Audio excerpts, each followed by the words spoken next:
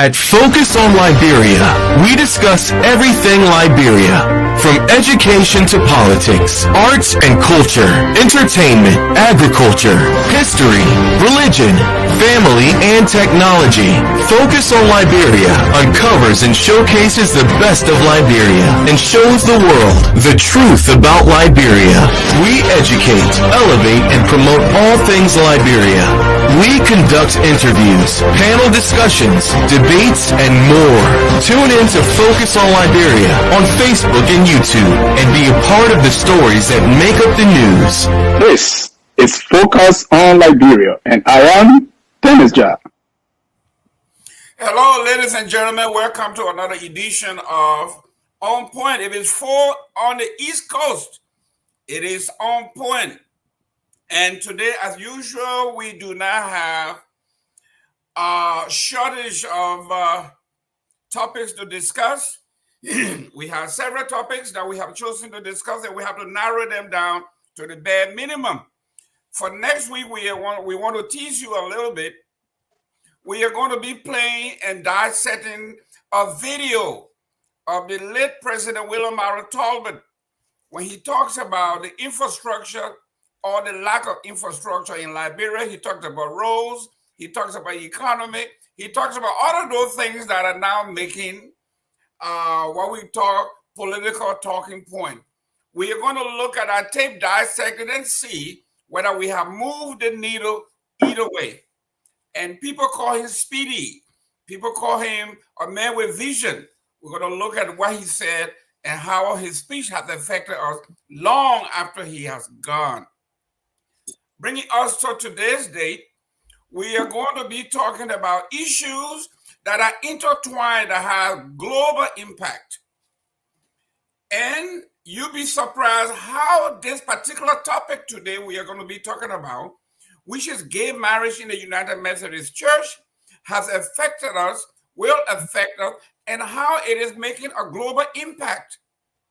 Let's contrast that or add to the American diaspora, the American election now that is going on. How this particular topic helps or will hurt the vice president and president candidate for for this particular republic.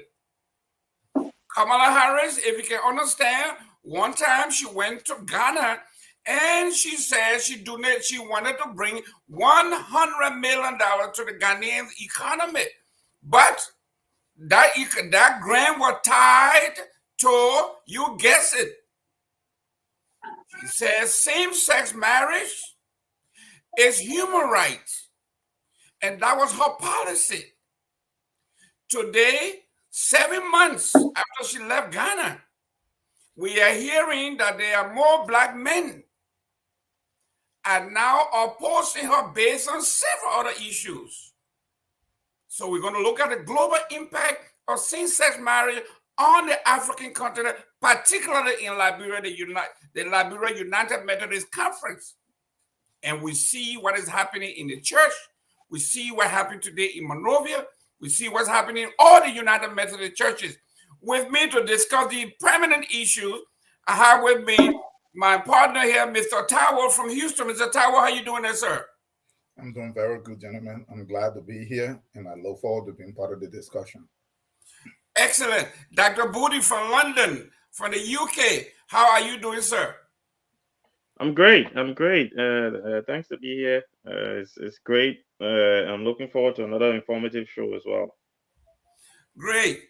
Mr. Elvis Morris, a new generation maybe has a different take on how we see things, how things are filtered. Mr. Morris, welcome to the show. Thank you, Mr. Gamer. I'm excited. Let's get into it. Quick.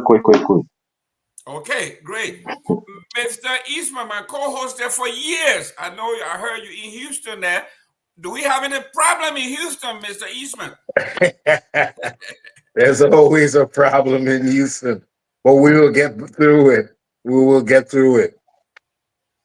Excellent. Ladies and gentlemen, and all of our partners on the show, please share the show in your network, in your chat room, and everything else. And if need be, Please forward the show to me so I can share it. For some reason, Facebook doesn't allow me to share the show anymore. So let's get down to business. We want to be out of here in time. Mr. Eastman, today at several of the United Methodist Church, the police had to come in to see what was happening. There were fights within the church, physical altercation. The police had to come in Grand Bassa County, one of the largest United Methodist sections. I heard on Facebook there were issues there all over the country. There's a video that is trending from Nimba where the advocates against this particular section says that we do not want Pastor Eastman and Pastor Gaiman to come and get married someday in our church. So here we are. That's exactly what he said. He said, if you see two pastors come tomorrow and say they want to get married, what will you say? We do not want our bishop getting married to other bishops. This is where he was going. He was putting in the lay term so the regular people can understand the impact of the decision. How will you feel, Liberian people, our native people, our people in the country, everywhere? How will you feel that your pastor from this other United Methodist Church and the other pastor from the other United Methodist Church are getting married in your church or anywhere? How will you feel? Mr. Eastman, this is serious. Let's talk. Yeah, Mr. Gaiman, I don't know which doctrine or which book Bible did I read from, but the Bible that I know in Leviticus and several other places in the Bible condemns same-sex marriage, what they call that other thing with animals, bestiality, and a host of other, what they call it, abominations. How they have changed the narrative or work around it to say that this thing is permissible in the church, I don't understand it. But I do hear an argument on the other side that is their human rights. You know, I don't want to trample on anybody's rights, but I say you don't have to force me to accept this in my church. You don't have to force me to accept it around me, myself, my person, my environment. So we see that this is being imposed more and more by Western nations like the United States, England. They have, this thing was barred in their country for hundreds of years. But we now, who have just gained our independence from colonialism and slavery, they want to force us to accept it. I think it's totally unacceptable. And I don't think we should have to succumb, no matter how much money they offer. It is not something that, we forced them to do. Now, those people who want to practice whatever they want to practice, that's okay. You go do what you want to do, but you can't force other people to accept it. So but one thing I don't understand is this fighting in the church. Look, one of the things they teach you about Christianity is being humble. Humility is key. What is so disturbing that you're fighting? If somebody wants to bring something, I would just reject it, or I will leave this church. Period. That is why I disassociate with certain churches already, because I do not believe in that. Your beliefs. I don't think your doctrine is what I have read, and I do not accept it. So instead of me having an argument, I'd rather just leave. No, Mr. Eastman, I got to push back on this. We are talking about generations of investment, time and sweat equity. We are talking about investments here. Your family, the Eastman family, your church, generations. You have given money. You have donated land. You have donated a lot. Can you just walk away from it because you disagree? There are investment here. If you mention personally, my family is associated with the Episcopal Church, That's and I correct. walked away from that church. So I'm telling you from experience. Great. Dr. Booty, here we are. I was born and raised in the African Methodist Episcopal. I'm an AME. I came straight out of Eliza Turner AME Church, Monrovia College. So I grew up in this doctrine. We live it. We've done everything.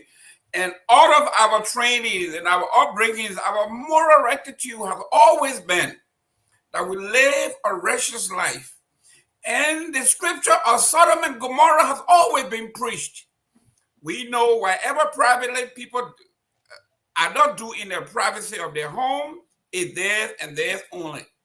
So why now, Dr. Booty, that now it is becoming not only a practice, but they want to canonize, they want to make a law that you will sit under something that you disbelieve. Dr. Booty, talk, where are we headed?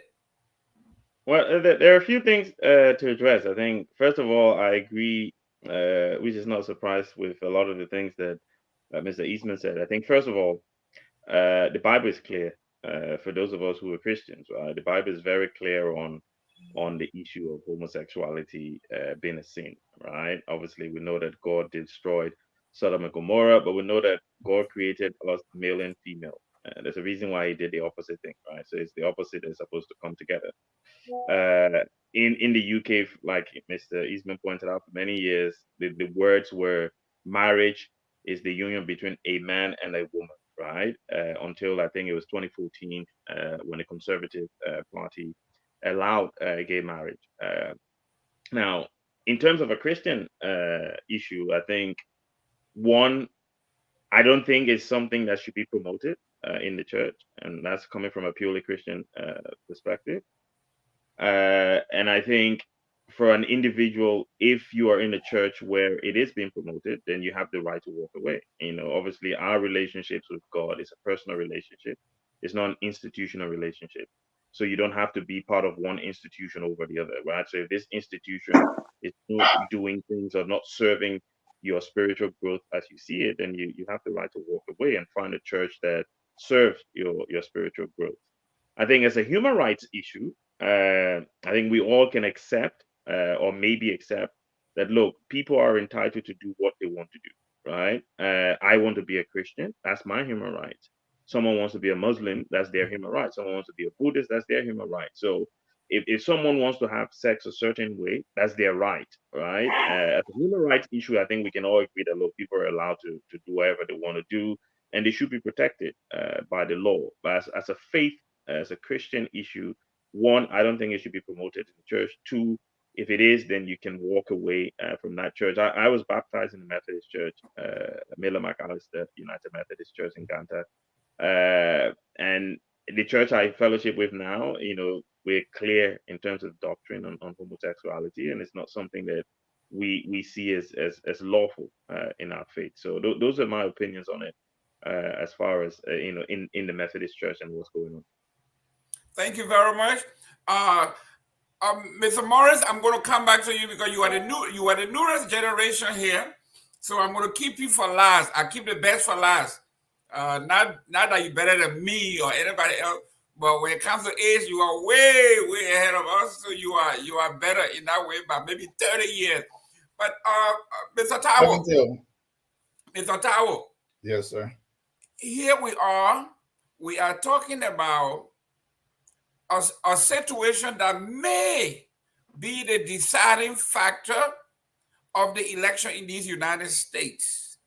There are black men that are now swaying, shifting to Donald Trump, and I am one of those based on my own faith. Even though I'm a Republican, I wanted to vote for a woman president. We need to have one. But this particular issue, when I listen to her, what pops up in my mind is her speech to the Ghanaian parliament. And when they told her to basically leave town, it keep popping up in my mind that when this woman become president, the possibility of us not getting funding of the United States, because it is, according to her, The aid of the United States is human right, is based, and same-sex is human right. What you say? Okay. So in the first place, I really don't care about the United States domestic politics.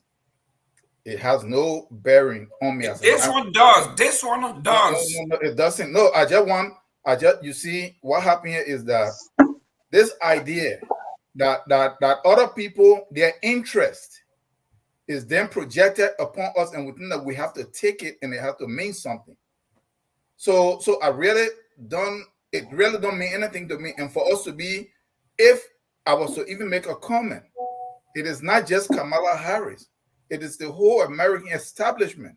Why in some form there may be some people that might voice something here and there. It was under Obama, a black person that looked like me and you. He was running around and berating Africans, and when he went to Kenya, they almost drove him out of there. With all the problem that Africa have in general, and Kenya in particular have, it was the whole gay nonsense that he wanted to push. And they had to push back on him. Hillary Clinton, as Secretary of State, under him, was threatening African government that any kind of assistance or cooperation, gay right, was tied to it. It was at that time under Ellen that they pushed all kinds of stuff. They set up this radio station. I was in Liberia at that time, and I called on one of these stations. What happened? Those guys, they were chased out. But look, so that's something else. But look, the main point here is, I think we are missing the point. We are missing the point here for the fact that it is not just about church. This is a cultural attack. These are the battles that we are fighting. These are the cultural battles that we're fighting. The church, it is not bigger than the culture within which it is functioning. Here we are, and we are trying to have a church that is just an individual entity, trying to want to claim to make a decision that is going against the entire cultural norm of the society. In any other sound country, they will be shut down. You go ahead and you bring in an organization here in the US that try to establish a cultural norm that go against the Western cultural establishment. They will flush you out. No human right exists at that time then. So we throwing human right around as if it's supposed to mean something.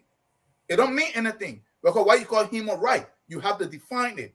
Who's human right? Human right from which cultural context? Because when we have our Poro and our Sunday, people from the US, people from Finland, people from Holland are telling you the very people that committed all the crime against you and culturally try to weaken you are saying it should stop. That those are harmful cultural. This is somebody from out of their own country. They're telling you that it should stop. When what you call polygamy is a relationship between 2 or 3 consenting adults. They are using the same nonsense human right to try because these are the fabrics on which your culture rests. Nobody forced anybody into polygamy.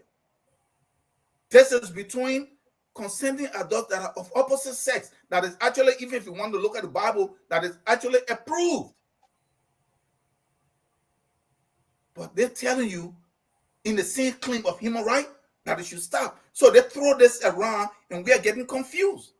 So now we come here and we say somebody have the right for them to sleep with who they want to sleep with. Is that human right? No, that's nonsense. This is a cultural attack. They have been carrying this out. So everything that has to do with them is universal. It's everybody else's problem. Anytime they struggle, their desire is everybody else's problem. Then yours should not count. This is what we are seeing here. So this is not a church stuff. The church, did you listen to, I followed this stuff when the bishop came back from the US. Did you listen to the argument?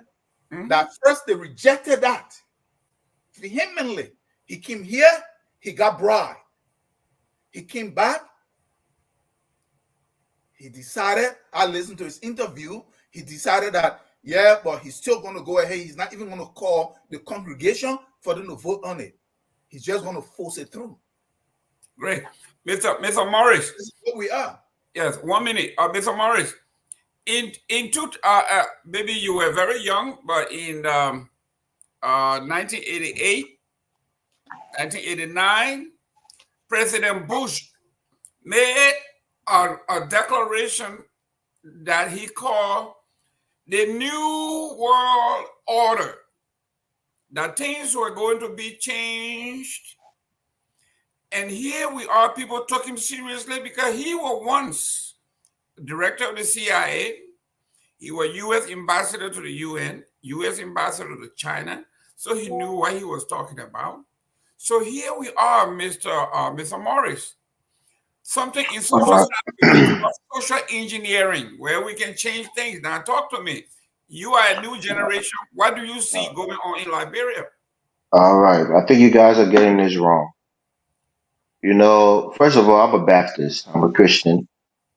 When I live in Painesville, I went to the Upper Baptist Church with my mother and my parents. Oh, Lord, F about When I moved to the oldest Congo town, I was in the First Baptist Church there in Congo town.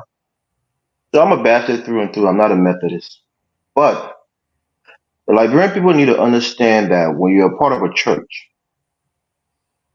that church does not belong to you. You have a mother church, just how you have the Catholic Church and you have the Vatican, where if the Pope, puts out an edict or a bull, the entire, Catholic Church all over the world must follow it. In the United States, where the head of the Methodist Church is, 2 years ago they gave an opinion, which I disagree with, that allows gay people to be a part of their clergy, that allow the clergymen to perform gay marriage, that states that they now change their position on the issue of gay marriage within the church. That is antithetical to what we Christians believe. So, like Mr. Eastman said, in the spirit of Martin Luther, who protested against the Catholic Church and gave us all, Protestant, what is the word? I'm trying to find a word. Protestant, where most of these church are protesting, protesting against the Catholic Church, Methodist, the Baptist, the Calvinist, the Episcopal, all these other church, because of some of the practices that was going on within the Catholic Church. Those people in Liberia need to understand those church buildings don't belong to them. Those lands and those things in the church don't belong to them. They are part of a greater, quote unquote, empire that these people in the United States have. So leave the church. You're not a part of the doctrine that this church is preaching anymore. Leave the church. You can become non-denominational. You can go to another denomination. You're a Christian. Like Mr. Eastman said, you have a personal relationship with God. Homosexuality in the church is an abomination. It's something that God is firmly against. It's something that is a pillar of the Christian faith, to know that the institution of marriage is between a man and a woman. So the reason I say you guys are getting this wrong is that this is not a ploy by the U.S. government. This is not a ploy by the West. This is a change, a fundamental change within a denomination in Christendom, which is the Methodist Church. They've changed their mind. They've changed a doctrine that is antithetical to the Holy Bible. And thereby, it's one denomination of Christendom that is going astray. And the people within that denomination who lives in Liberia have the right to leave that church and continue to practice their faith and go to a denomination that professes the true word of God and speak against homosexuality. So don't push this on the U.S. government. The Methodist Church is not a part of the U.S. government. It is a church that is separate from the state. And those who are part of that church, or an extension of that church in Liberia, should leave based on, doctrinal, disagreement. That the doctrine that they're professing is antithetical to what the Bible professes. That's the key here. Not to blame the U.S. government or to say that God took a bribe or anything. The reality is These guys said this a couple of years ago. They changed their stance on gay marriage. And anybody who was in that church, you can't just say, you know what, we're breaking away from the church. That's not how it works. You can't break away from the church. The church owns the church owns the church. It owns the land. It's their property. It's not your property. So that's why, like, people need to understand that they don't have the right to split the church. It can be a schism within the church. You leave the church and let the church be. And in a society like Liberia, that church will naturally have a natural death because no members will go there and will have to close down, its doors, and that will be the end of that church. So don't go there fighting. It's not your property. You don't own that church. You're only a member of that church. The people who are in America here who make the decision, they're the owners of that church. They sent missionaries there many years ago to form those churches, and they're the one who rule that church, by professing certain doctrines. And for many years, they've been on course with most Christian doctrine, and they've changed course. And it's time for those people who are in that church to change course because the doctrine goes against the Bible. It's just that simple. That's my Great. take on it. Great. Thank you. Where is Mr. Booty when I need him? Where is he? Come on back here. We are talking about a young man that was born June 28, 1703, and his name was John Wesley. John Wesley had an issue with the Anglican Church that also broke away from the Catholic Church. So Morris is saying these people should not break away from the church. They should just leave. But guess what? This church came about through protest. He talked about Protestant denomination and the culture of protesting. He talked about it. But then on the same hand, he said they should leave the church. This church was founded on the principle of dissent. So what's wrong with Independent United Methodists and the Methodists? Mr. Booty, this is your hometown. This is your church. This is your history. Educate us about how the United Methodists came about and why is it we should not take nonsense. Well, I don't think I can go as far back as educating everyone come on on. You were more read right now. How the Methodist Church came about. I think most Christians, especially those of us from Liberia who have attended some of the established churches like the Baptist, the Episcopal, Presbyterian, Methodist, would have an understanding of how each of these churches came about in terms of breaking away from the Catholic Church or from the Church of England as well. I think, look, I wouldn't disagree with a lot of the things that Mr. Morris said. I think the fact remains what the fact is. Unfortunately, the church is in a state of confusion at this moment in time. I think as well as the established churches, the names I've just called, you've got a lot of churches in Liberia now where these have been established, and some of the things that you've got people going to church for pastors to pray for them, for somebody's husband to be there and come marry them. We're talking about gay business, but I think the entire church as a faith-based organization is corrupted at this moment in time. It's difficult being a Christian because you have to navigate through these things. But again, I'll re-echo what Mr. Eastman said.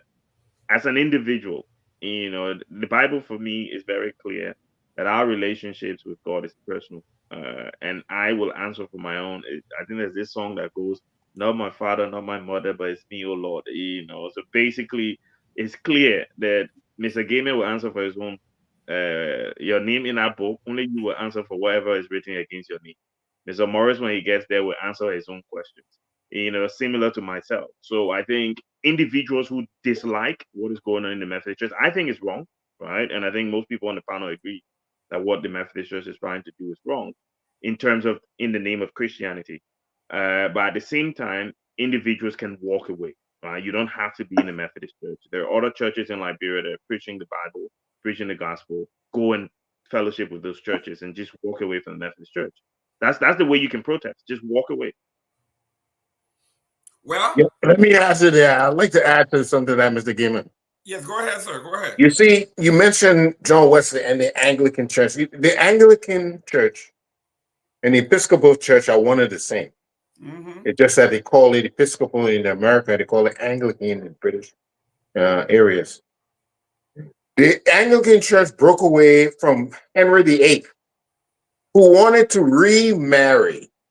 And you know, in the Catholic faith, you cannot divorce. Divorce is not permitted. So because he wanted to divorce, he broke away from the Catholic Church. And that is how the Anglican Church, the Anglican Episcopal Church got started. It was a schism, a breakaway, but for what reasons? Because somebody wants to get divorced? So it shouldn't be surprising to us that sin is manifesting itself in churches in complete decision making. Okay, every Christian knows that that sin, Satan can get into any organization, anybody's mind, and influence them. And so your path that you walk has to be informed by your faith and your doctrine. And if you are going to leave your doctrine and walk by someone else's beliefs, then you have strayed away from your original love, your doctrine. So there is an agenda because no one understands why this thing is going on, why they try to impose this. All the problems we have in Africa, they're not trying to solve this, but they look at this as a human right issue. But all the other things, and I like what Mr. Powell said. They said we can't have more political. We can't have more than one wife. But what justifies this? Because the Bible doesn't even frown on polygamy as it does all these bestiality, homosexuality, incestuous relationships. So why this if there is an agenda? Well, Mr. Eastman, remember, this is only one denomination, not the whole of Christendom. Yeah, but I want to tell you, this thing happened already in the Anglican Church, in the Episcopal Church. The same thing happened. And it happened down in South Africa. They broke away. There was a schism. They have two different Episcopal churches now. This thing has happened already in the Anglican Church, and people have broken away. People have walked away. So we hear this going on in the Methodist Church now. It's just a couple of years later. This happened over 10 years ago. I'm talking about at least 10 years ago. So it's not the first time.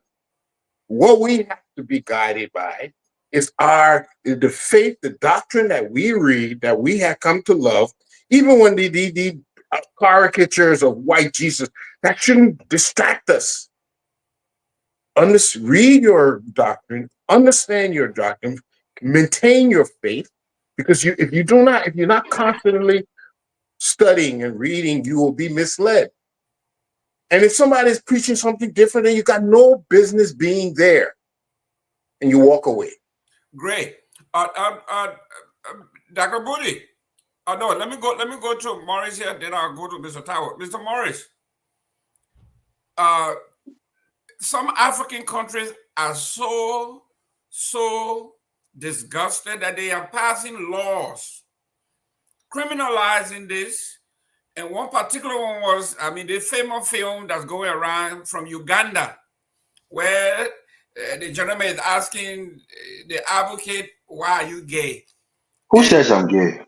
Yeah, he said, "Who said you are gay?" It is so. That's Simon Kangajala. That's a funny. It is so famous. So here we are. We say whatever the United States does, in particular, and someone just texted me and said the United States is, I guess, is bipolar, because they are saying women should have equal rights, women should be president, women should be everything, but then in their own country, over the 300 years, they have refused to honor that particular principle of electing women into high places. So here we are now. We are talking about gay rights, and not only gay rights, but attaching life. The aid that go to Africa goes to help the poor. And they are saying they will withhold these things because you are abusing human rights.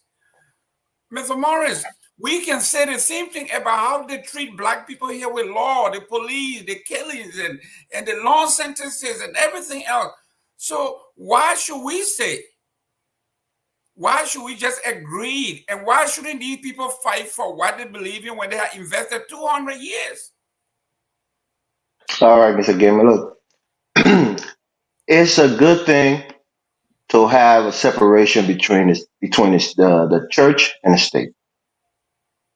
And there should be different philosophy governing these two institutions, the church and the state. Like Mr. Eastman and other people have said, in the church, which is a faith-based, institution, and a doctrine-based institution that's based on the Holy Bible. And those things that we hold dear and sacred in the Holy Bible is the things that guide our faith in the church. In the state is a circular, there are circular principles when it comes to the state. It's not guided by any religion. Shouldn't be, like the United States Constitution says, is no respect of religion. So any religion, principle or any religious, you know, disagreement should have no bearing on the state. Here's why where I agree with the United States government when it comes to a human rights issue. Should a person be killed because they're gay? Should a mob go and beat somebody in a village because two consenting adults were found, having carnal knowledge? Should they be killed and beaten? I say no. When it comes to the state, should a man be able to get married in the church? I say no, especially because the Bible explicitly say that it's an abomination against God and men. So you have to separate those two things, and we have to understand it and compartmentalize it. Understand that these are two separate entities. The state is there to protect life and property. Are you supposed to protect the life of people who have a different sexual orientation than the majority? Of course. That's the right of the state. That's one of the fiduciary responsibility of a state to protect the lives of all of its citizens, regardless of their sexual preference. Now, on the issue of instituting marriage as a state issue, I too don't, agree with that because I feel like, again, based on my faith, it's an institution that is between a man and a woman. But people being killed and people being, harassed and beaten simply because they're gay, I disagree with that. I think there are laws that's needed to protect them. Well, for all of us here on this panel who are straight men, we don't understand what it feels to be prosecuted because you have a different sexual preference. You know, I don't have any close friends or any close relative who are gay, so I can't tell you how it feels. But there are a lot of people who do. A lot of people who have some of their own immediate family members happen to be gay, and there's a lifestyle that they struggle with. Like Alexander Cummings was saying, no, I'm not saying that as a jab to him, but I'm just saying people who have family members who are staunch Christians, you don't want to look at your son or your cousin or your nephew or some close family friend and throw them away. You love them, you have some, familiar love for them, but at the same time, the lifestyle that they're living is something that you disagree with. So you have to kind of fight between the two that this is my nephew, I love him, or this is my cousin, I love him, but I don't agree with his lifestyle. But will you want somebody to come and kill your nephew because he's gay? Of course not. So the government needs to step in and protect the lives of these people. But on the issue of marriage, I disagree. I don't think men or women should get married. But again, that's up to the state, and it has to go through a referendum, and if the entire nation vote for it, like we did here in America. Most people think Obama just passed that into law. I think people voted for it, right? It was something with the equal sign where you have to go and vote for it, on many state ballots, and many people voted to pass it. So it wasn't just a arbitrary government action that brought in gay marriage. It was something that was a referendum on state elections, and majority of the states voted for it. So that's my take on it. I think overall, the life of people who are homosexual needs to be protected, not just simply be based on their sexuality. They shouldn't be killed or murdered or prosecuted. But at the same time, when it comes to the church, that's a sacred place of faith that should be kept, that should keep its sanctity and to follow the Bible, and the Bible is strictly against it. So two separate entities. Great. Well, That's let my me that's my say take. something quickly, Mr. Gaming, because I think what Mr. Morris said, I think we just need to clarify that. I think none of us is saying that the state shouldn't protect its citizens, right? None of us is saying as Christians that the state doesn't have a duty to protect the citizens. I said people are allowed to do what people are allowed to do. We're talking about it in the church. So as Christians, We're focusing purely on the church, not on No, what Mr. the Gave me church as a does in follow-up the question to that. That's what I was answering. Yeah, so basically what we are saying is no, in the church it shouldn't happen. But if it's happening, Right. well, yeah. Great. Mr. Tao, for many of us who, and I'm going to talk about the social sciences again, they call this slippery slope. We start with this. We are now erasing the boundaries of what is morally right. Are we going next to bestiality? You have your dog belongs to you. You can have sex with your dog. Pedophilia, you can have sex with children, and all of these things. If you can do this, some people are saying that we are now erasing the boundary for every other things to follow. If this that the Bible spoke against is now being accepted, what's stopping us from doing everything else, Mr. Tao? So look at what happened here. In the first place, this is the problem with Africans. We are so indoctrinated. There is the saying of one of our elders that within every African, there is a European or there is an Arab, depending on which one colonized you or indoctrinated you. It is your duty to put that Arab or that European to death. Mentally, we continue to fail. We want to hold on to each segment of these things, and we want to just like Z said, President Z, he said the African want to project himself as a better Christian than the very European that even brought the Christianity to them, to the point where they would justify and even die for it. This is where we are.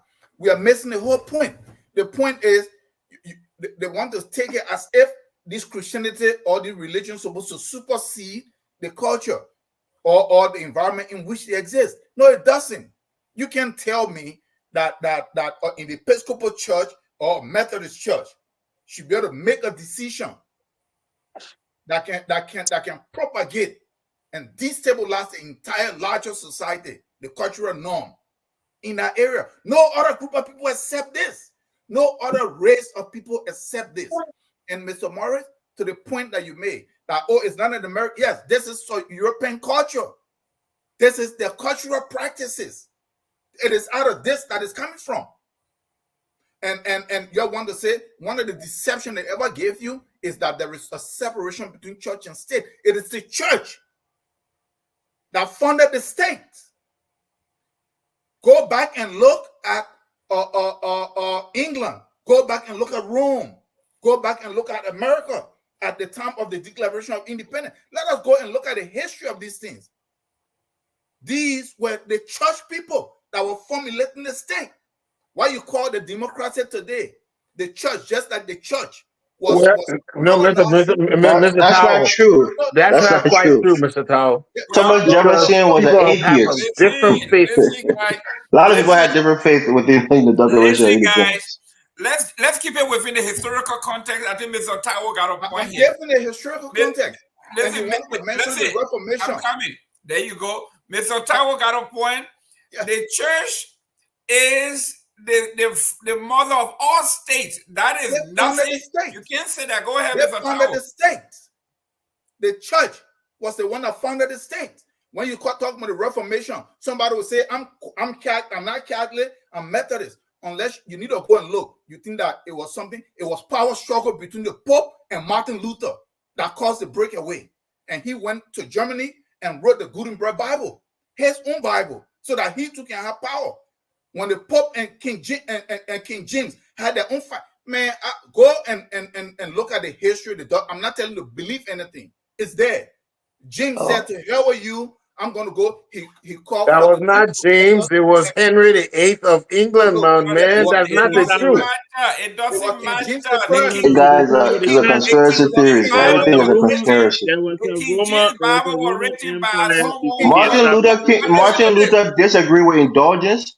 He disagreed with all of the things, selling forgiveness, the idea of purgatory. He disagreed with all of those things that was in the Catholic Church. It was not because of power. It wasn't biblical, so he disagreed with them. Now, what he's saying it was because of power. And if you listen to the American Constitution, they say Everybody's entitled to their own pursuit of happiness. But It listen to ain't saying this. you have to go and worship any kind of Amen. God you want. Right. You don't want.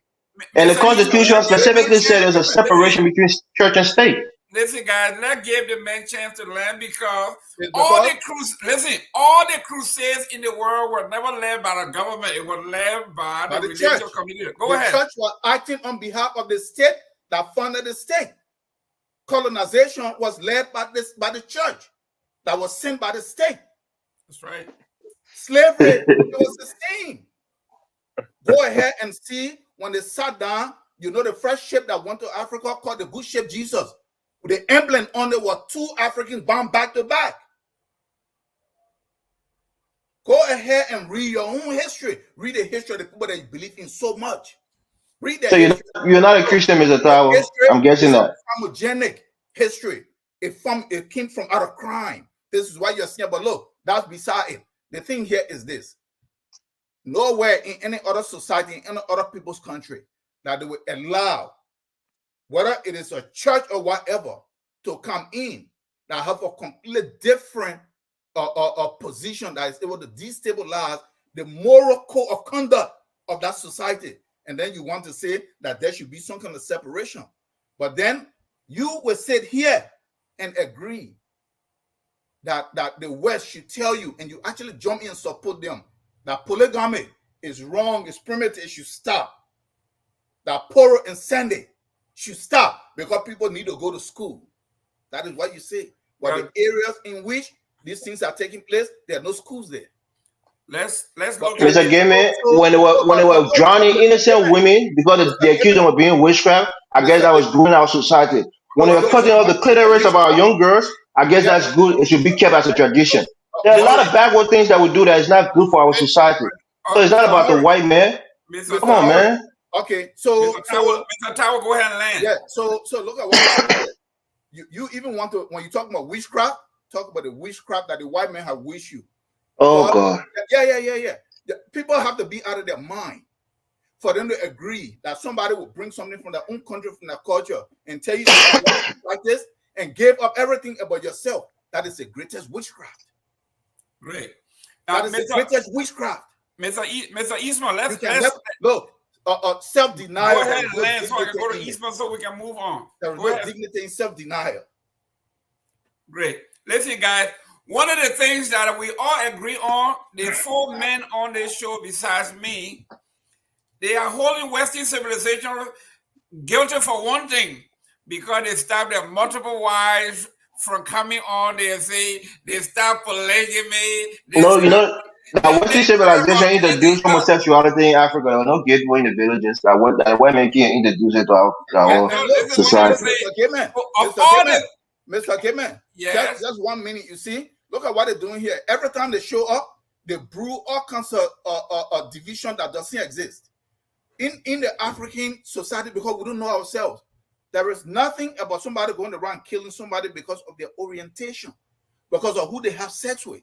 That is not even the issue. Are you out of your mind? You know how many people have been burned with tire in Africa, in Liberia, because they were gay? No. Come on, man.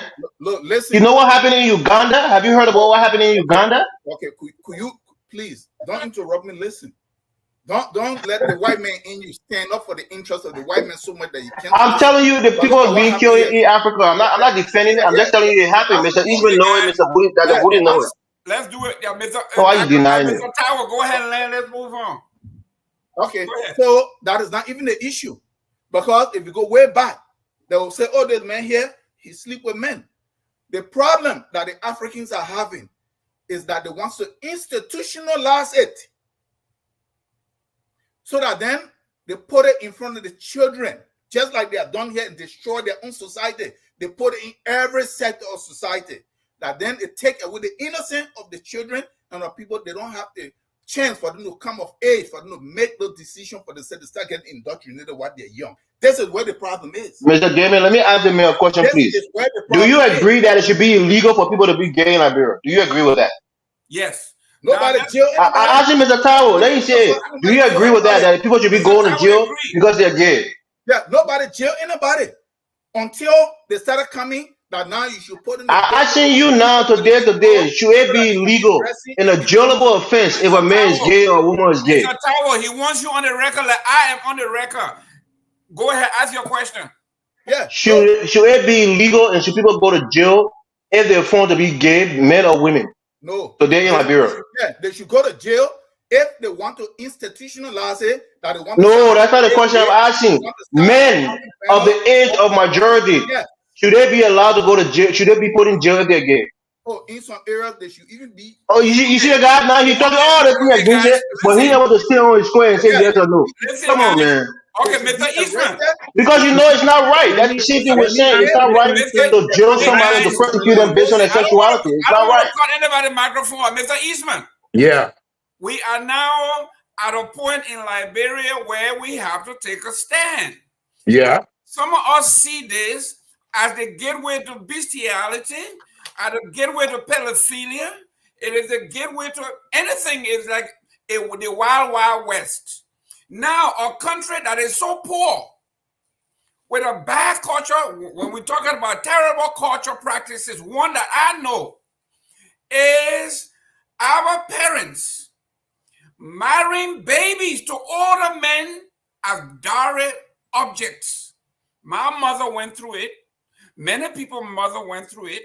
Where my grandma went through it, so I know about it. There you go. Where they take children and dowry them onto all men, and they say that's part of our culture. Now here we are again. We are going on. We fought hard and we abolished that. We set an age for consent. It looks like we are in an era where we are going to reverse. Mr. Eastman, talk to us. Okay. What you know, there's a lot going on here. Okay. What are the norms of society? And the norms are established by what we agree on. If we agree that this going to church is a norm, or getting up, marrying this person is a norm, then we establish it. But if we say this is not a norm, we don't like this, this is not something we want to see, this is not something we want to practice, we can maintain that. But you cannot legislate how people feel inside. So what they have been doing in the past, the act, if they find somebody in the act of homosexuality, they can be arrested. But you can't be arrested because you have it in your heart to do something like that. So we have to, there's certain things we can regulate or legislate, but there's certain things we can't. Now, if we accept some things as the norm, even today, men are sleeping with girls way underage, 12, 14, all the time. Why isn't anybody getting arrested? Because society has to determine that they will revolt against this. They will reject this. It's we who accept these things to go on. That's why we allow it. So right now, the challenge is they're telling us to accept this, and Africans all over have been rejecting it.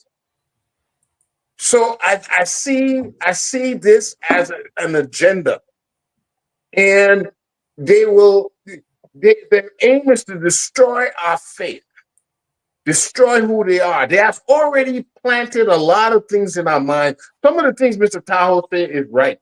They have already caused us to have self-hate, telling us,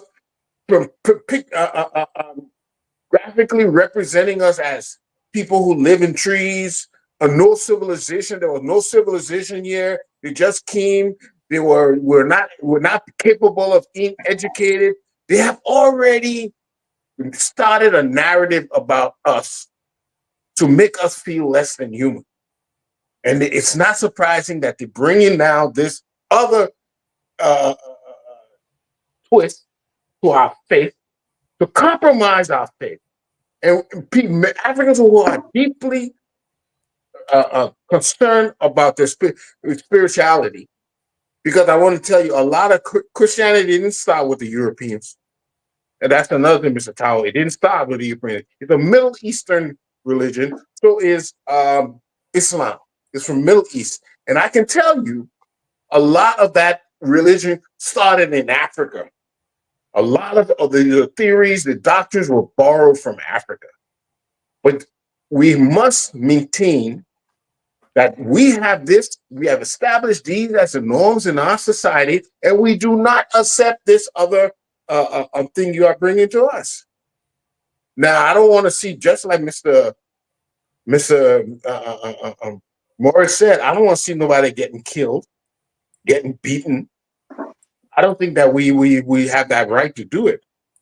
But at the same time, we don't have to accept this as a practice in our church, or accept this as legally as something we want to see done. We rather see polygamy. That's Africans, but they have rejected it. That's the Mr. Cowell point I really love. Why, if there's somebody right to do this act with a same-sex act, why is it wrong for a man to have more than one woman with the same free rights? So we have to be careful, and we have to guard what we consider sacred, our norms, what we accept. We have to guard it and maintain that, because if we lose that, then we lose ourselves. They have done a very good job in destroying who we were, and they will continue to do it. We have to maintain our individuality. We have to continue maintaining our self-pride, and it all stems from our faith, what we believe in. So don't let no one change that. Great. And Mr. Gabriel, let me get 30 seconds. Let me get 30 Let seconds. me come in, Mr. 1 Morris. minute. I've had a lot of time. We are going to close on this subject. I'm going to give everybody 1 minute. I'm coming to you, Morris. Mr. Booty, you're closing on it. I said there should be an independent, split the United Methodist Church, an independent United Methodist Church, as it is now in the United States here. The movement here now is that the traditional United Methodist are going to go separate. And the new United Methodist are going to, so we're going to have the two power, and it's going to go around the world, and Liberia going to have an independent United Methodist. You go ahead, Dr. Booth, close on this subject. All right, yeah, quickly. So first of all, Mr. Ismail, I hope your wife is not listening when you're trying to promote polygamy here, because I don't think she'll be happy to hear that you're wanting more wives, right? So that's the first thing. So if you can afford it. Yeah, no, it's not by affordability. I'm sure he can, but I'm not sure she'll be happy about it. I think, secondly, look, I disagree with criminalizing homosexuality in Liberia or in any country in the world. And the reason I do is, if you look at our country, there are a lot of things. So, for example, I'm a crewman, and as far as I know, the Poro and Sandy thing is not something that we practice, right? Exactly. So what do we then do? What do we then say? Oh, which of our culture are we going to criminalize, and which of it are we going to allow, right? I think people should be allowed to be individual. We shouldn't ban anything to do with the Poro and Sandy society, because that's other people's culture in the Liberia. You shouldn't ban anything to do with whatever the group people does and the Basa people. That's their culture. But at the same time, you see, Mr. Morris made a point, and I want to touch on that. It's not anything negative, sorry, Mr. Morris. You said something, you didn't make a point. You mentioned something, and I want to touch on. When you look at female genital mutilation, that's a forced practice, right? So banning that is right, because they're forcing these young girls to do it. Homosexuality, as far as I know, in Liberia, is not a forced practice. If someone forced someone at rape, whether it's homosexual sex or whether it's straight sex, if you force someone to have sex, it's rape. The country already has laws for rape. You will be prosecuted. However, if a guy and a guy, a girl and a girl decided similarly to a guy and a girl, that's their right. How they want to do their sex is their right. We cannot police. Because then what you say, the next thing you say, oh, they can call your hair sabu, right? Next thing you say, oh, tattoo not allowed. Next thing you say, oh, piercing in your neighbor. Where are we going to stop now? So at the end of the day, when it comes to individual doing things, again, as long as you're not going to Mr. Eastman's house to go start showing it all in front of him to make him vex, I think you call it disturbing the peace or whatever, do your thing in your house. That you've been it.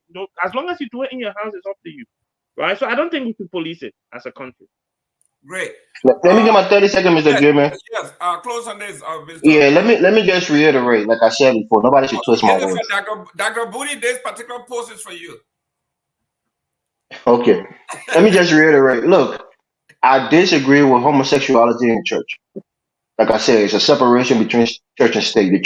The state can impose that the church must allow gay marriage in an institution. That's not what's going on. It was a decision that was made by the, if you want to call it a Supreme Council or ruling council of the Methodist Church, and they made that decree and they sent it to all of their their tentacle churches all over the world. Liberia happens to be one of those countries where these churches are.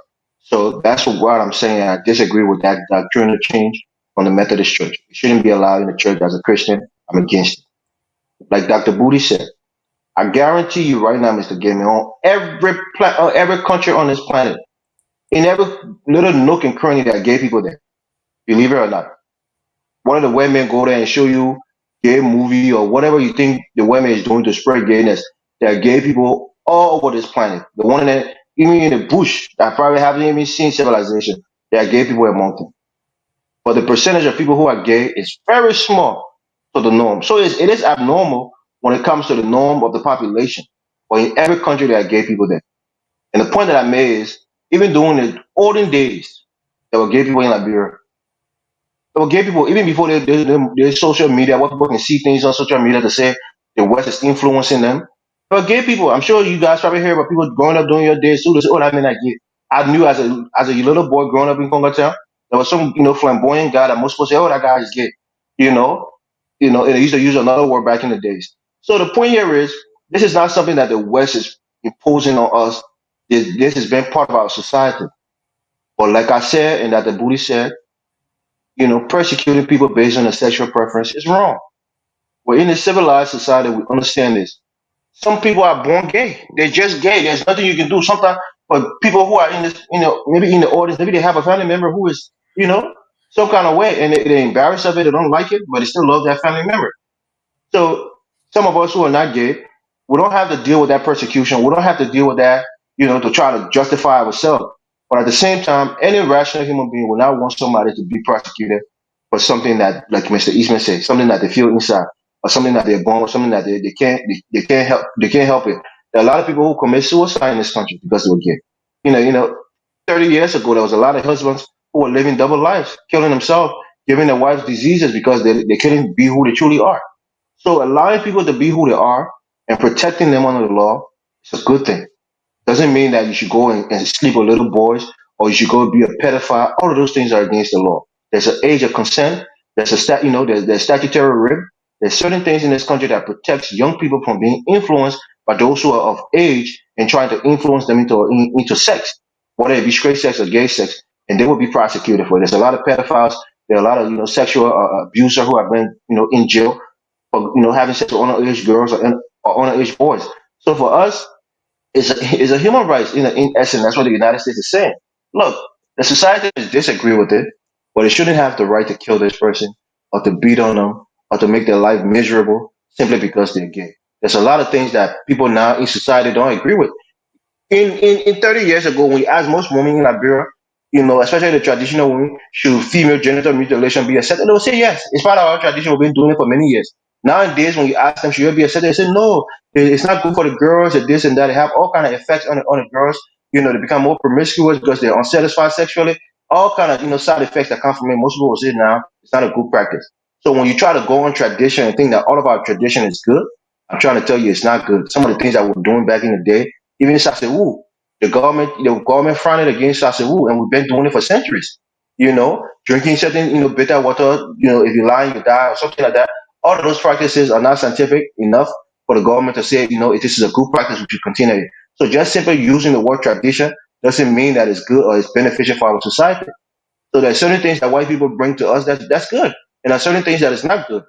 Nobody is promoting homosexuality. I will never tell you, say, oh, let's go make young men gay because that's what the West will know. If you're not gay, you're not gay. The only thing that makes a man gay is that he's gay. So the fact here is protect people who are of a sexual minority in any society because it's their human rights to be who they are, whether they're straight or whether they're gay. Nobody is promoting anything But the fact that people shouldn't be discriminated against simply based on their sex or their sexual orientation. That's Right. it. Mr. Tower, you're going to have the last word here before we go.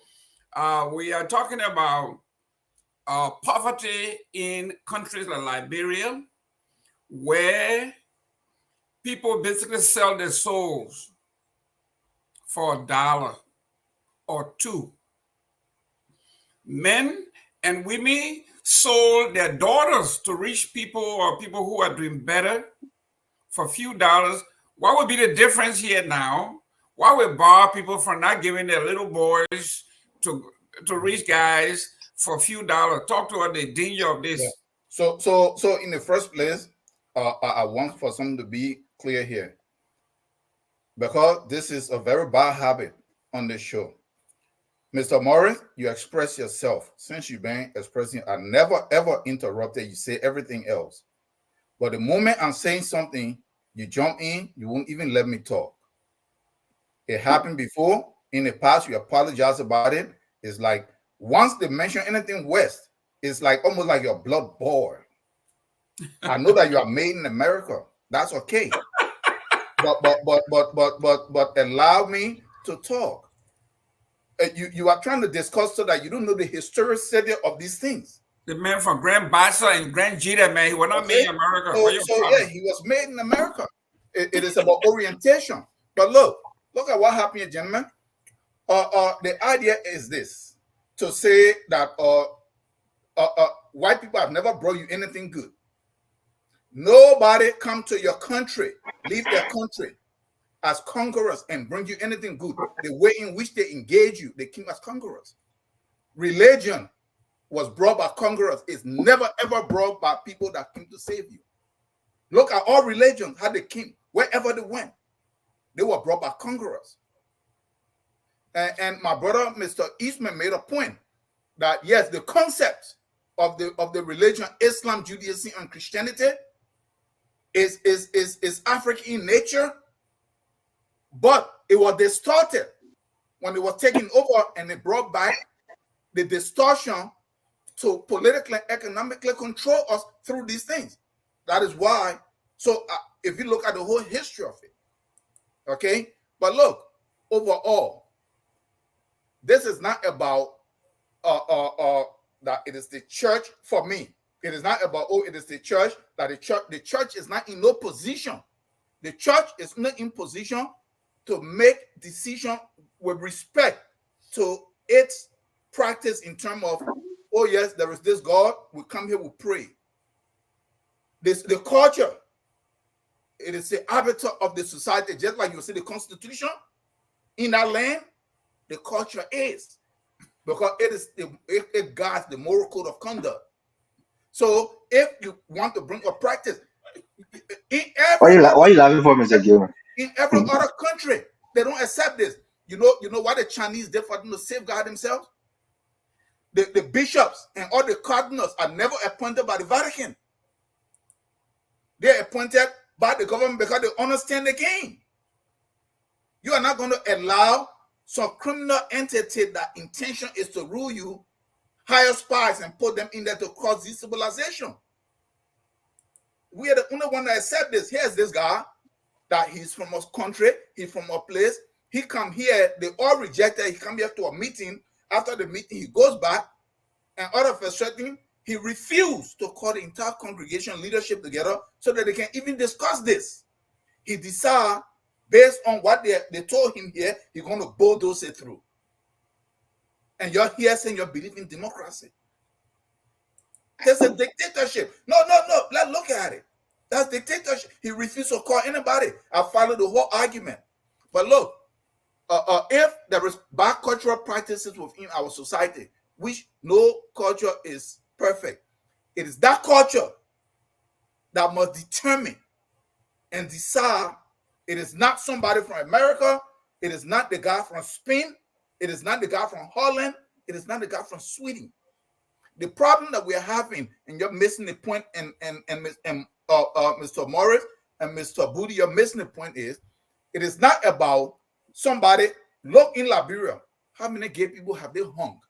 Are they beaten up? That is not even the issue until the Africans started to pass the law. You know what led to that law? All these practices were all over. Where one of our elders, Chinwuzu, said that where a man put his private part is not my business. And the Africans operate that way.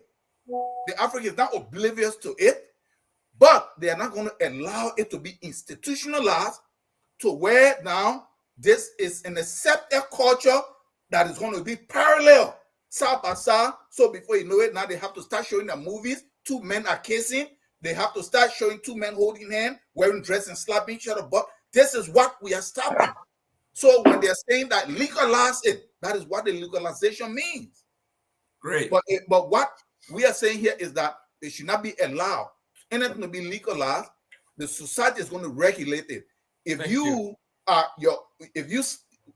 the desire for you to sleep with men, as long as you're consenting, you'll do that. You don't have to broadcast. You don't have to have banner for you to have gay day, for you to march. They'll leave that in the West. Mr. That is what we are saying.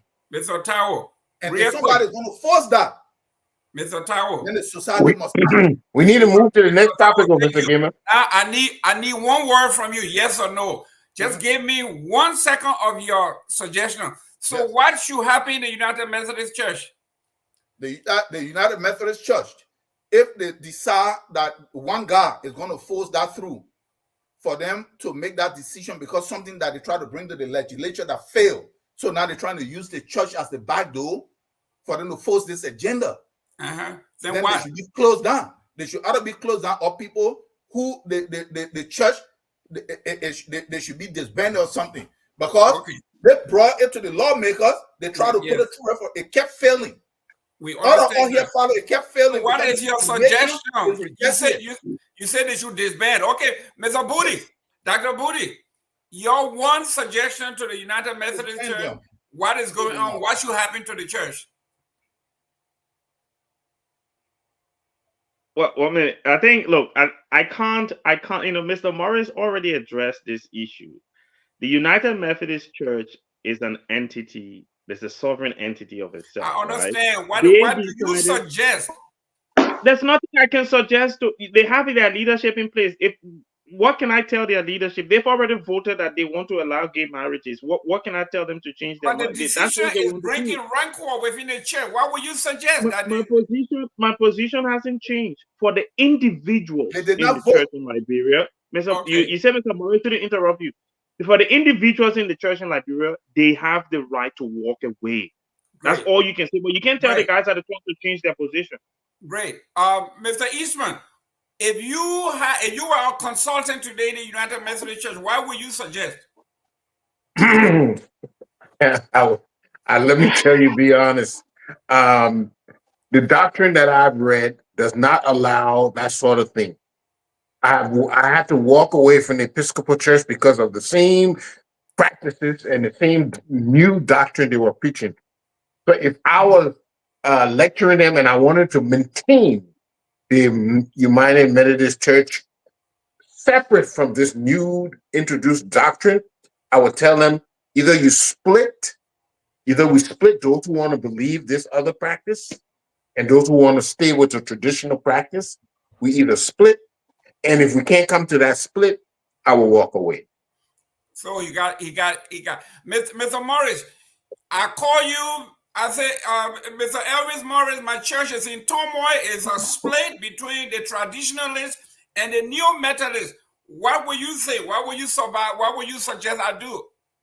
All right. I'm a Bible-believing Christian, and I think any church or any denomination should be a Bible-believing denomination. Anything that goes contrary to the Bible, you shouldn't be a part of it. It is not of God. So to the members and the leadership of the United Methodist Congress or whatever they're called, I would tell them to reverse this decision, bring in schism within in the body of Christ. They need to reverse it because the majority of the Christians within these churches don't agree with it. It's antithetical to the Bible, and they should reverse it. And if not, like Mr. Eastman, Dr. Booty said, those people in those churches should carry the spirit of Martin Luther and walk away from this church, maybe found their own church or join a sister congregation that believe in the totality of the Bible and go there and fellowship with them. That's simple. Great. Ladies and gentlemen, my position has always been clear. I usually plant my pole and hold on to it. There should be an independent United Methodist Church. Stay away from the traditional gay United Methodist Church. Let them keep their church and their gay. You align with all the straight United Methodists around the world, and you'll go ahead and have your independent United Methodist Church. You will survive. We believe in the church. We believe in the gospel. We believe in our faith, and nothing about social engineering should make us to change because we need money, because we need free food, we need burger wheat. That is not what faith is all about. Faith is about who we are, our culture, and I believe we are not going to turn around. The United Methodist Church came about from a protest between right and wrong. You are right where you were thousands of years ago, maybe hundreds of years ago with John Wesley. So here we are. The church was split between those who believe in the traditional definition of the church and those who are neo-Methodists who want to do their own thing. They can go inside and have their own gay church, gay bar, gay communion, gay everything. We are traditionalists and we'll stay that way. Thank you very much, guys. Are you a Methodist, Mr. Gaiman? What denomination are you from? I'm an African Methodist. I'm an AME all the way. We have the difference here is the AME has two traditions combined. We use the Episcopal leadership, which is their governance, and we use the Methodist forms of worship. So we have those two. And it came about after there were discrimination in the United Methodist Church against black folks. So the black folks decided to protest and leave the United Methodist Church and became the African Methodist Episcopal Church. We were African Methodist, we were Methodist. Now those two churches now, if you want to get married, so I think you need to become a Baptist man. No, Baptist, can't get baptized. You're undercover. So, ladies and gentlemen, here we are. We have run out of time. We got 30 minutes here, guys. We got 30 minutes. We got two topics here that we need to discuss. The Commerce Ministry, I think we have discussed it ad nauseum. I think we should leave that away. I don't know if we even want to touch the Joseph Walker Italian thing, but let's touch a little bit. But what I really have interest in is the Elon Musk's. This connectivity that is going on, because I was just listening to the debate in India, and their apprehension is that Elon Musk wants to monopolize the entire Indian community, and he wants to have such a power that he wants to determine in the long run. They say he wants to determine who runs India, because he will direct and monopolize every form of communication as he wishes. And the Indians are smart enough to say, no, we are going to have alternatives. We are going to keep 3 different sets. So the day you get upset with us and close down communication, we can always have a fallback. So here we are in Liberia. People are dancing in the street that this thing is coming. What is the pros and the cons of this? Other people are seeing it and say this is a Trojan horse. That if we are not careful, our independence, our democracy is going to be determined by one man. Is that true? What India is saying. So let's look at the pros and the cons of the Elon Musk and this satellite in Liberia. Mr. Elvin, let me begin with you. What do you say about the concerns of India and the apprehension on the Elon Musk proposal? You know, I'm sorry for interrupting, but I have technical knowledge in this field. I like to lay the premise so everybody can be able to evaluate these technologies properly before running a decision. Go ahead. You tee it off. All right. So traditionally, telecommunication was depending on for long distance, what we call microwave transmission. And as time evolved, we started switching over to satellite transmission. And we found that satellite transmission is rather expensive compared to microwave, because you're talking about having low Earth orbiting satellites, and it's a bigger distance. It's more expensive to run that sort of network. So it's more expensive per call. What we found out later on that we could, using fiber optics, we could span the whole world. The idea is it requires a huge build out. So fiber optics is a medium of choice. However, it requires a lot high overhead to build out the infrastructure. So Liberia today, when we connected to the submarine cable that goes around, I think they call it the ACE. I forgot the acronym they use. We are now connected to the rest of the world via submarine fiber cable. But how much bandwidth did we subscribe? We subscribed, I think the last time I checked was only 10 gigabits of bandwidth. I want to tell you, typically, one of our customers, just one, we provide 100 gigabit. And for a whole country to only use 10, you can imagine it's a really small. So what the cell phone companies do, they run the wireless technologies, either CDMA or the GSM, and that in turn connects to the fiber that goes across the globe. So they all share that pipe.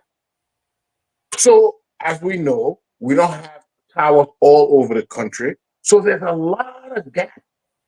In fact, we notice how a lot of the networks are slow. You know, if you try to talk to somebody on video, you see poor quality and sometimes no connectivity. All that is because what we call coverage. We don't have sufficient coverage to give everybody the bandwidth they want. Now, the satellite technology is going to come and cover those gaps and provide us with connectivity wherever. The thing is, it is more expensive. So even though now we will have better coverage because of the satellite, but the cost to subscribers per unit is going to be more expensive. Now, it is Like, Elon Musk turn your thing sour when you're talking against him. You're talking about Elon too much. Elon too much. Elon Musk tell you how to be talking to you when you sound When I like tell you upside down, Dr. Morris, No, you're going to me next, Mr. Gibson. Don't forget. Mr. Morris, let's look at, he talked about the pros, right? Let's look at the pros and look at the cons. I think India is more sophisticated than we are, and they are saying the United States is worried about using the sophistication of satellite to influence how the election will be held, disinformation, all of these things. Powerful people are doing this. So they are saying, while we love the satellite, we will keep our cable optic, we'll keep all that as part of the deal instead of one guy doing everything. What do you think? Where is Anthony Gill when we need him? The man who said Alexander Cuomo are going to run fiber optic cable under the ocean sea and like Belfast and the way he at right now. But look, Elon Musk is somebody I disagree with personally. You know, I follow him on X or on Twitter. He says a lot of degrading things. He's almost like a Nazi, like a neo-Nazi. The guy is unhinged. So personally, I don't want to support anything that he does. But I think when it comes to Liberia, right? He's not really going to add anything in terms of the infrastructure of our country. He's not building any towers, like Mr. Eastman said. He's not building any kind of infrastructure. He's just using that satellite to beam down, the frequency to get, coverage in the country. And in theory, the entire country will be covered because he's way above the entire earth. So in theory, the entire country, even in the countryside, will be covered. But the difference here, this is not a mobile service. It's not a mobile internet. This is for, like personal internet. Go on a computer, hooking it up to Wi-Fi. It's not like you can be in Grand Juda County way in the forest and be able to get on your phone and call somebody or use the internet. But my point here is it's going to be expensive. One of the things that bring people complain about is the data cost. In America, I never have to turn off my phone data. They say, oh, I'm not talking to nobody. I'm going out in the market. Let me turn my phone data off to save data. I don't have to do that. But in Liberia, one of the things they do, once they're on the phone, they're on Facebook, they turn the data off. They turn the data off. So Data expense is an issue in Liberia. It costs so much money. And you have the Lone Star, which is ran by MTM, which is a South African company. You have the Orange, which I think is a French company. So you have a lot of foreign companies that's providing mobile and internet service in our country. So Elon Musk coming there and bringing this internet, like I said, it would die by its own weight.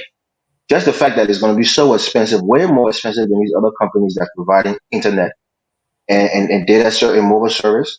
I think the Liberian people are not going to gravitate towards it. Those who can afford it, especially those maybe who have people in America, can buy for them because I think the package alone in America here, I've googled it. I pay about $80 a month for my internet from Verizon, right? Elon Musk internet is $175 to $200 in the United States per month, and to get the satellite equipment is like $799, almost $800 to get the good one. So it's very expensive. I'm not sure if they're going to change that price in Liberia. Maybe just as a poor country, maybe they're going to bring it down to like $300 and maybe like $80 a month for the service. I don't know, but it's going to be way more expensive than 90 or close to 95% of regular Liberians living in Monrovia can afford. So I don't know how it's going to work unless the price is going to come down significantly and becomes more affordable for most of the people there. Then maybe you can see a widespread use of it. But outside of that, I don't think it's viable in our country simply because of the price. And that's why I think it will have some bottlenecks in terms of Yeah, taking but over the market. Mr. Morris, you didn't address India's concern that wherever this Well, man he has the power, because now they say people, countries where he provided service, those who don't agree with him, he turned the signal off. So they are, and I told you in the beginning, I said Elon Musk is unhinged. He is a far right wing mega kind of nut who is propagating all kind of falsehood, propagating this whole thing that the Haitians are eating dogs and cat. Everything that Donald Trump says. He was even on a political rally with Donald Trump jumping up like a autistic little kid. I mean, no offense to people with autism, but the fact is, this guy is unhinged. He's not somebody who is, well balanced, emotionally balanced. He's somebody who is politically driven and he has a side. And like people are saying in India, I'm not in India, I don't know if it's true, but people who disagrees with him, they tend to be blocked on the platform.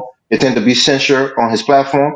So Elon Musk is almost people like to call him a fascist or authoritarian.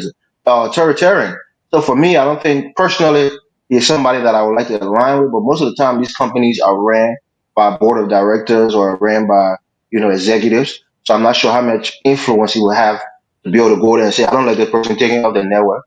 But again, I think the price is my biggest factor here. The price is great, just too high for poor Liberia. And let me great. add to that, Mr. Morris. There's something called a service level agreement. When you get into a contract with somebody like a provider like Elon Musk satellite system, you sign a contract that it has to be available, or they will pay a fine. They will pay. Mm. So usually, the several level agreement will not allow him to simply disconnect you. But I think what India is going to, they just don't want him to have any more very much dependence on him at all. And if you can use fiber optics instead of satellite, then definitely that's the way you want to go. Great. Dr. Booty, we are talking about from the information we are getting from Liberia, between 40 and maybe 50% of the population have access possibility. So you talk about half of the nation in the rural area and everywhere else have no connectivity. So our influence, what we are doing here now, cannot reach all of those areas, but Elon Musk is going to have total control over 50% of the nation in addition to the other 50%. India is saying this is too much power for one guy who has a political view, like the war that is going on now in the Ukraine. They say now he have decided to cut Ukraine off the grid because he and Vladimir, whatever the guy name is, they are not seeing eye to eye because he doesn't want to listen to him. He listened to Trump, and the guy doesn't want to listen to Trump. This is the kind of power India said they do not want to put in his hands. Well, I think sorry, I was reading the article in the Front Page Africa, and I think it's 60% of Liberians have access to internet services. But I think the point that Mr. Eastman has made, and the point that Mr. Morris made as well, is the connectivity is not high. So having access is one thing; being able to connect successfully is another thing, right? So, and they believe, and I think I just pause there for 1 minute and just address it, because this issue is, from my understanding of reading it, and I'm sure Mr. Eastman will correct me if I'm wrong, is that this is going to be something that will benefit businesses more than individuals, right? So as an individual, if I want access to Starlink, I'll have to install it in my house, right? Or in my office, right? It's not something that you can just connect to on your mobile phone like that, right? Exactly. So again, how is it going to help the ordinary Liberian person, right? Now, for our businesses, there's definitely a pro, because they will be able to get access to the internet quicker. So banking services might be better, and processing payments for certain companies might be better. LRA might benefit from it because they can process, taxes and things better. The Ministry of Finance. So for businesses and entities, it makes sense, right? It makes perfect sense to have this expedited connectivity. That's great. But for the ordinary Liberian people, the one that you say dancing Grand Bassa County on the streets, so they come and get fast internet. I don't think they will get the fast internet that they're hoping to get, because at the end of the day, it's not unless you have, like our senators, for example, they might be able to install it in their homes. Why you picking the Bassa people? Why you not I saying just Sando using people? one Why example. I thought We you said, got a youngly brother. I thought I heard you say the people are dancing in Grand Bassa. Sorry, my bad. I wasn't paying attention. The point is, it's not going to benefit ordinary Liberians. And I'm glad that you allowed Mr. Eastman, who's the expert on technology, to go first. Because what I would hope for is for the government of Liberia to make it easier for two things. One, expanding the bandwidth for fiber optic, and two, making it easier for cell phone companies to build more towers across the country, right? Those would be my focus. Those are the things that the government should be focusing on, because it is the ordinary people that needs more connectivity. Businesses, yes, they will benefit, and I'm happy for them if they get this connectivity. But in terms of ordinary Liberia, not ordinary, in terms of individual Liberians, it's going to be the wealthy, it's going to be the politicians, right? So it doesn't help our people if that's what they're trying to communicate. But guys, do we know what the price is going to be? The base price for the cheapest plan? Even the Just thing for of the $50 equipment, that for people the will not put in equipment their home. alone, for the equipment Right. alone to set it up, I heard about $600. Yeah, I That's just see for the it. equipment. Here in America, though, I know it's like $7.99 for it. But I'm saying, what would be the price in Liberia? If it's the same price, it's almost unaffordable for 95% But of that's people there. that's the point. My brother Morris, is the thing at 7.99 in the country where you get technology? The country where we get Oh, technology, how be is one DOT? thousand, bro. Exactly. Solar panel in America will probably be maybe 200 per panel. In Liberia, about almost 1,000. So what are you talking about solar? You yourself. So why they carry it there? Who can afford that thing? Except Hey, the But senators and the big listen, businessmen. it's about power. You remember he went to Ukraine and said, I will do it, I will supply it for free. You remember that? 2 years ago, he said, The people in Brazil, they had to shut down Twitter because the guy was talking against the Brazilian government. He's but so political. I don't know what's wrong with that guy. when he got upset with Ukraine, he cut them off. Same thing. Go to Liberia. If you don't like what he says, fine. You have nothing. Mr. Eastman, you talked about the contract. No, you gotta go to Mr. Tower. I think Mr. Tower time. Excuse me, Yeah. Mr. Tower. We're talking about contract here, and Mr. Eastman made me laugh. What contract have we ever enforced in Liberia? We're talking about concession. You name it, whatever. We don't even have enforcement power. Mr. Eastman said we can enforce the contract. Mr. Tower talked about the pros and the So look cons. at what happened here. I think there is a major part of this stuff that we are missing, right? We have to look at what is happening on the global stage. What is happening on the global stage? There is a major West and East power struggle. We are living in a time where there is a power shift that is taking place. If you listen, the U.S. leading the European group, because the power, when you're talking about technology, it's about information, it's about data. Okay, so they saw that Huawei with the 5G was moving. How does the U.S. extend its reach? by having information on just about everybody. How do they do that? If U.S. technology dominate, other than started saying that, oh, if you use the one, it will go to China, the Chinese government, but then the U.S. government doesn't touch it. It's a lie. Okay? So they decided that they could not lose that share of data collection. So they started to beat back countries, they started to bribe countries, and they're doing what they have to do for them to survive in this struggle.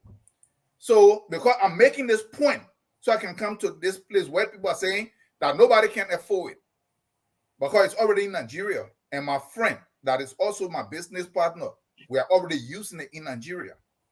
It's cheap. It's subsidized. SpaceX does not belong to Elon Musk. You see, these are the stuff Elon Musk, then they are in the front. This is a state entity, just like Tesla. Go and look at the tune in which Tesla is subsidized. Hundreds of billions of dollars. Elon Musk hold like what? Less than 20% of Tesla. Who own the rest? So these are the things. So the point that we are making here is the struggle. The Chinese are coming to Africa, and the West is used to exploiting Africa and not paying for anything. So the Africans, even in the fear and in their stuff, they start to turn and say, you know what? When we deal with these guys, we just hear all empty talk, democracy, human right, gay right. But when the Chinese come, we see infrastructure, we see this. So then the US, they went in with military. If you look across Africa now, since 2002, Africa, they covered the entire Africa with military bases as we speak. But they see that it's really not going to really work that easily.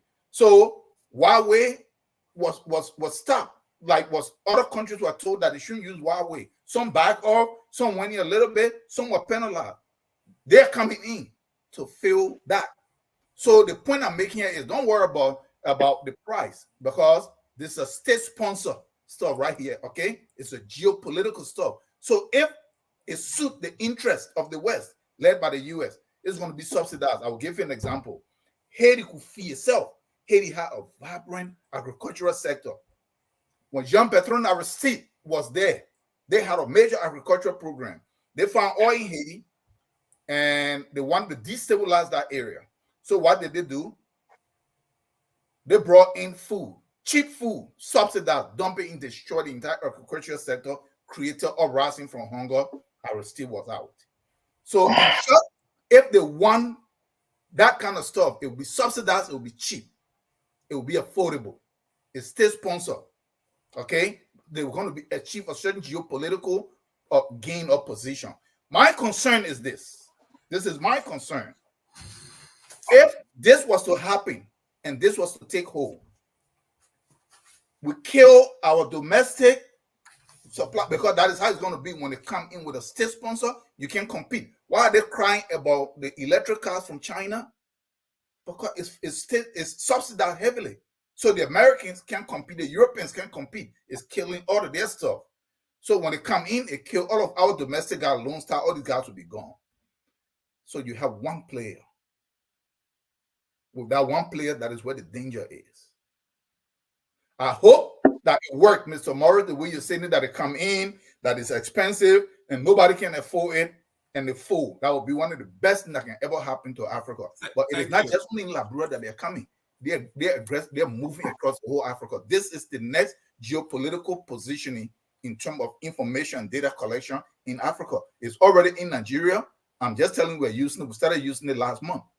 How much do you pay a month in Nigeria for the service? It's like around $70-something. All right. So if you bring that to Liberia, how many people, regular people in Liberia, can afford $75 a month for internet service? No, depending on the package that we're getting, because we're running businesses and we're running several businesses. So we got package, they got different stages.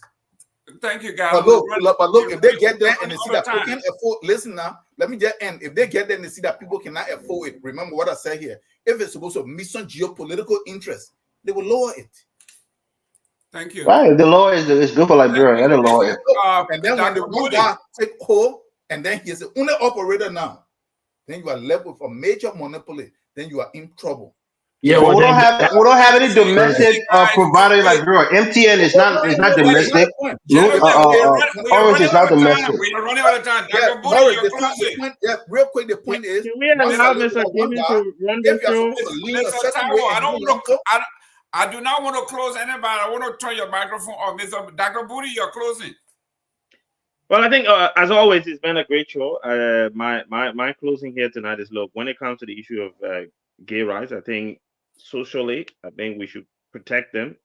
We should protect people who are gay because it's their choice in terms of their sexuality. I think when it comes to the church has to protect itself, and the church has to make sure that it implements the Bible 100%. There has to be no distraction from it. And with the Methodist Church, because the leadership in the U.S. has already made a decision that they're going to allow gay marriages in the church, then for individual members of the Methodist Church in Liberia, now is the time. Mr. Gamer has advertised the AME, Mr.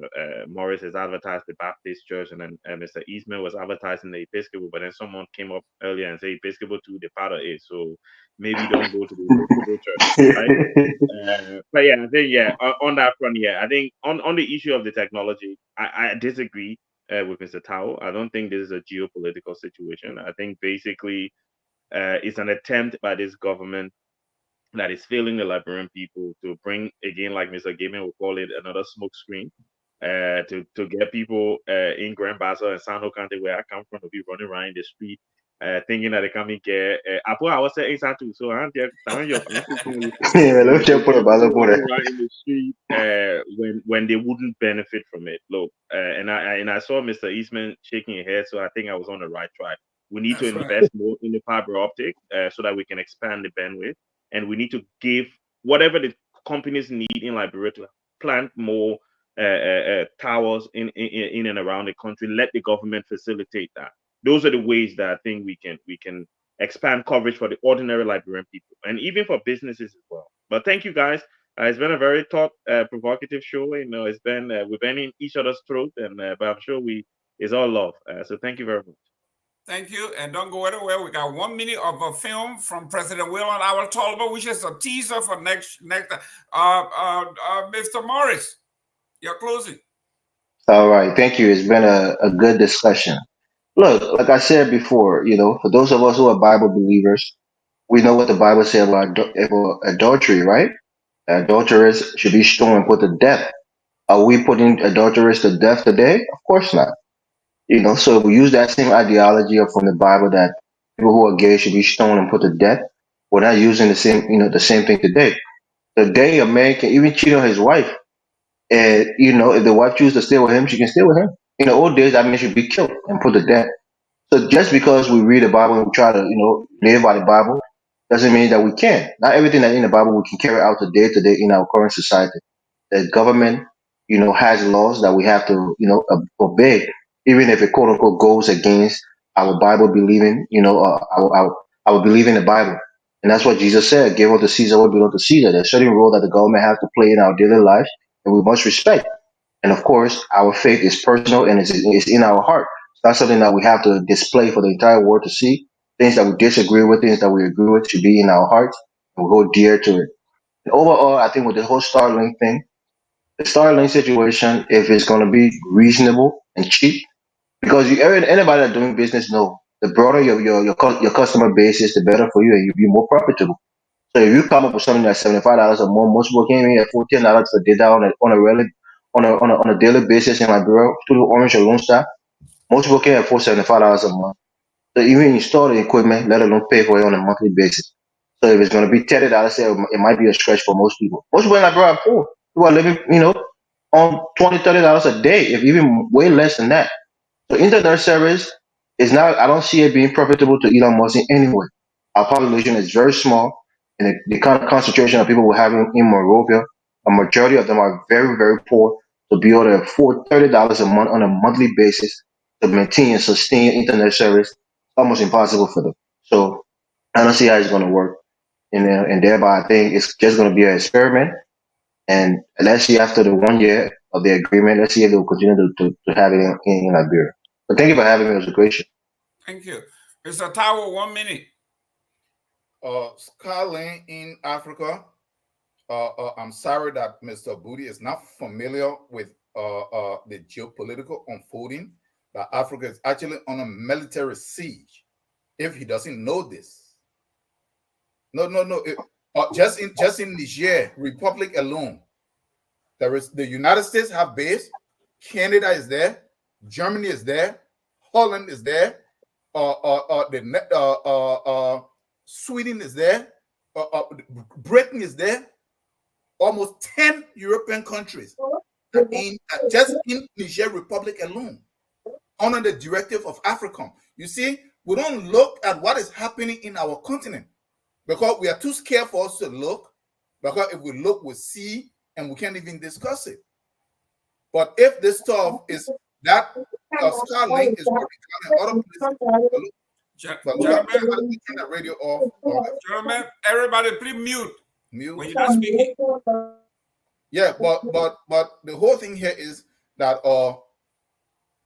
if it is meant for that purpose, it will work. It will be heavily subsidized so that it can accomplish the last battle of the 21st century, which is going to be the struggle for power between East and West, is going to be fought in Africa. Look at every other empire that ever existed and succeeded. They have control of Africa. Whenever they lost control of Africa, that empire fell. Great. Look at that. Thank you. And then when it comes to the whole gay stuff, look, our society, our culture, and our tradition should prevail. Nobody is going around. Look in Liberia. When we were growing up, there was the Cooper brothers. I was young. We used to hear, oh, he gay. Oh, he have a boyfriend here and stuff. Nobody bothered them. Okay? That on Cooper's Beach and all this stuff, nobody bothered them. It is trying to institutionalize it and creating gay right, that they're marching. You know what happened in Uganda, for which they passed that law? They didn't bother them until the West started to sponsor them as a whole organization. They want to be marching all over the place. They even started fighting that they should even start running programs on the national TV. This is how far this stuff goes. So it has to be stopped. That is where the problem is. So nobody is trying to kill anybody because of their sexual orientation. It is when you're trying to institutionalize it and destabilize the moral compass of the community, of the country. We almost run out of time. Great. Mr. Eastman, before you bring us home, let me play this real quick. I'll listen.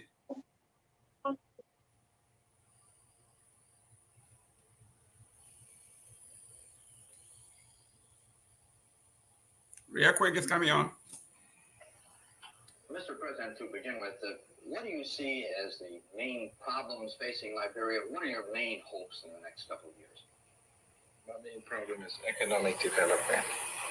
My hope is to overcome that problem. Can you hear him? The States itself has had probably a rocky year economically, as you know. Has that had an effect here? I said anything that affects the economic condition in the States and the dollar would certainly affect us, because, you know, our dollar value is more or less tied up with the value of the dollar of the United States. And much of our trade that goes into countries that are affected by the dollar devaluation certainly must have its unfavorable reflection on us here. What can we do? I know we're doing quite a bit, but what else? What can we do? Well, you can do a whole lot in help us to solve the problem of economic development and making possible the infrastructures, some of which we have already. When I refer to the infrastructure, I talk about roads that can penetrate into the remote parts of our country. Okay, so hello. Yeah. Hold on. So here we are. We said, Mr. Eastman. Yeah. That is just a tease of what we're going to be going through next. We are going to play this video. Well, we taking calls today? I thought the numbers are up there. Huh? Did you check what answered in the back to see if we're taking calls? I'm sure you put the number up there. Maybe people call. Yeah, people want to call, but we got to be out of here at 6 o'clock. It's after 6. So we are saying next week we are going to dissect this video.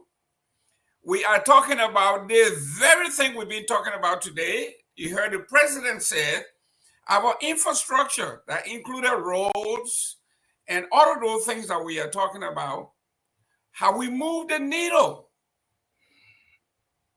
Is President Talbot, Mr. Speedy, was he ahead of his time? Those things he talks about, for which some people say he was assassinated, are some of the same things we are still struggling with. Mr. Eastman, take us out here. That was just a teaser. Next week, we're going to be talking about Mr. Speedy, President Willard Albert Talbot, his dreams, and what happened and where we are now as opposed to where we were when he made this, and we'll give you the whole thing. Go ahead, Mr. Eastman, take us out. Yeah, the problems we face today, we faced them in 1979, 1980. The difference is, I think I'm going to use Dr. Duke analysis. He said the difference then we had individuals who were someone were stealing, embezzling, individual. Now it's become institutionalized. It's every ministry, every government entity is rife with kickbacks and bribing. They will not do the work.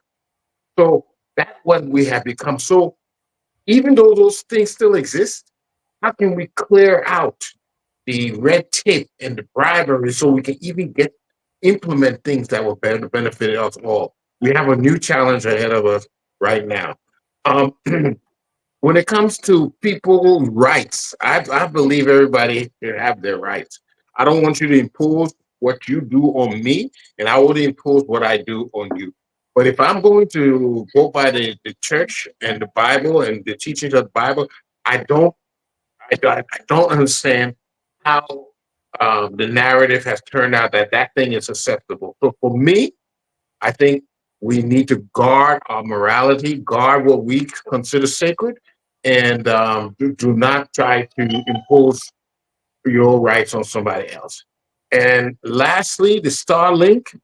The Starlink will do some good. Some businesses will be able to afford it. It will cover a gap that we have today.